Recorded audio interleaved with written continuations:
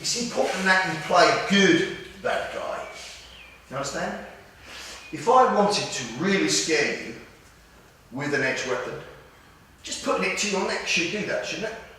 Yes or no? Yeah. But if I was venomous with my words and my intent, not necessarily loud because I don't want to draw attention, but venomous, you know, spiteful, I would say something like along the lines of, give me the fucking money or I'll cut your fucking head off, you cunt. I would use expletives. I would use profanity. The F word, the C word. It's all part of contemporary combat.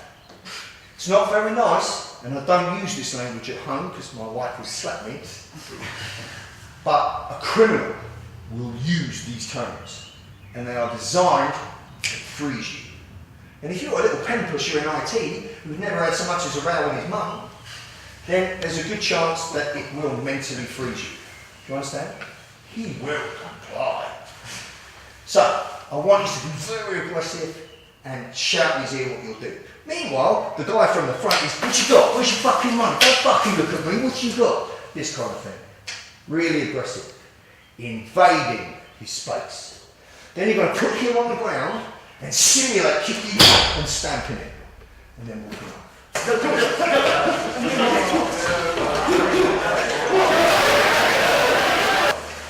That's how fast things can happen. And that's how most predatory behaviour unfolds. Post-event, if the victim survives that event, they all say the same thing. It all happened so fast. He just came out of nowhere.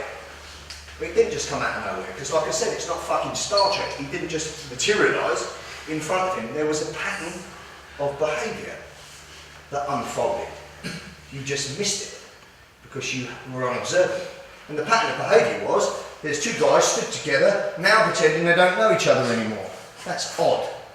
If you'd have spotted that, would that not have triggered your instinct? Of course it would. The other thing is, one engages you with dialogue while the other one tries to secret himself.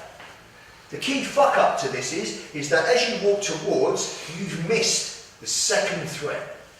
You've walked past it. You've missed it. The second you're engaged with somebody, even if you put your hands up, it's not enough. The other guy's got behind you. Do you understand? The simplest way to deal with that dynamic, if anybody walks towards you, well, instead of just that, unless I know the environment. So for instance, if I know I'm at a table, there's a wall here, there's a wall there, I've got up out of my chair and he comes and now I'll just do that. What do you want? Do you understand? I'll be like that, keeping him at bay. But if I'm walking down the street and he walks towards me, I won't just do this. I'll put up my hands as I walk past him and make him reorientate. Do you understand? This is useful twofold. One, it pattern interrupts his brain. He thinks everything's going his fucking way, and now all of a sudden, well, where is he? Do you understand? Do you ever read the book of 5 Rings, Musashi, or Sun Tzu, Art of War? Do you ever read that? You've heard of it, right? In that text, because I studied them both, I made some translations as to what I believe he meant on my website. You know, it's for articles and there, have a look. But one of them, he says, never let the enemy dictate the battleground. Well, if this guy walks up to me with the intent of robbing me, he's dictating the battleground. If I suddenly turn and make him turn around, I fucked with that, which has put a spanner in his cog. Particularly if it's a nice sunny day like today, so now when I turn around, the sun's in his face. That's useful. But the main key factor to the reason I will do that is for what you've just done. Because now, if I've missed this guy, which I shouldn't if I'm alert, the second I step past this one, I see him. And I put him in front of him. Do you understand? Tactically, that's sound. So that's what it looks like. You know, use you two again. Personally, if I was walking this way, I would hope that I wouldn't miss him. But hope's not a strategy you can rely on, is it? So, you know, you just have to indane this thing. You're a little closer. About there, right? If I was to miss this man, walk past him, and then do that, I end up here.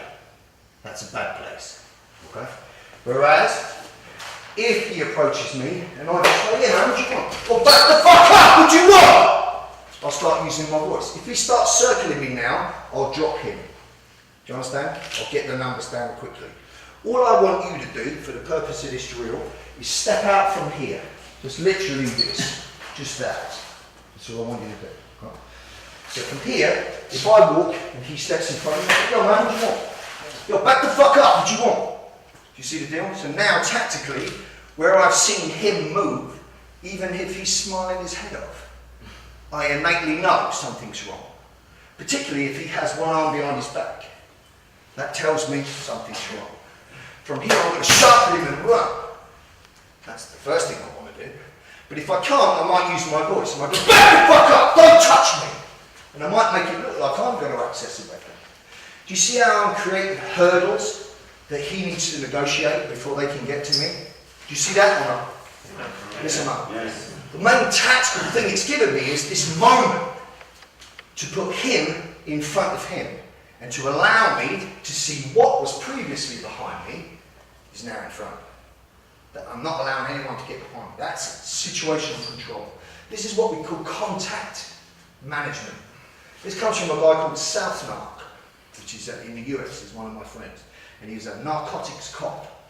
And he cultivated this to deal with this problem. And so it belongs to him. But my point is now, if he still comes, I'll fucking drop him and then engage him. Do you understand?